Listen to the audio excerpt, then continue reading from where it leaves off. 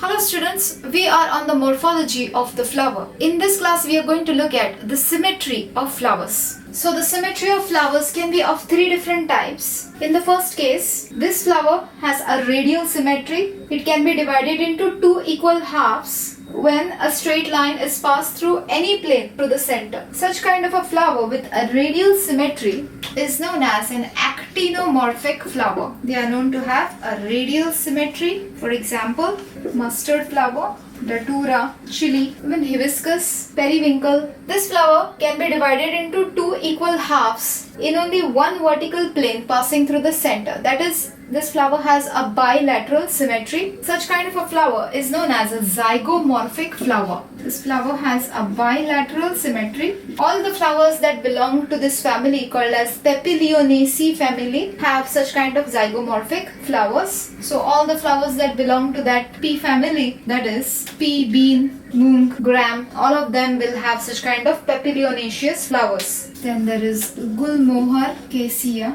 Then this flower cannot be divided into two equal halves in any plane. This flower is showing asymmetry, and such flowers are called as asymmetric flowers. This is said to be an irregular flower. An example is canna. You cannot divide it into two equal halves. A flower is said to be a trimerous flower if it has the floral whorls, especially the calyx and the corolla, in multiples of 3. That is 3 or 6 or 9. Likewise, trimerous floral whorls, especially calyx and corolla, even the androecium and gynoecium as well, will be in multiples of 3. Floral whorls are in multiples of 3. All the flowers belonging to lily family will be trimerous. This is especially a quality of the monocots, monocot feature. Then flowers are said to be tetramerous if the floral appendages are in multiples of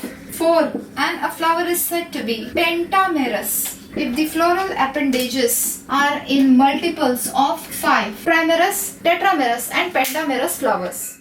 In the name of Lord Mahadev, please subscribe.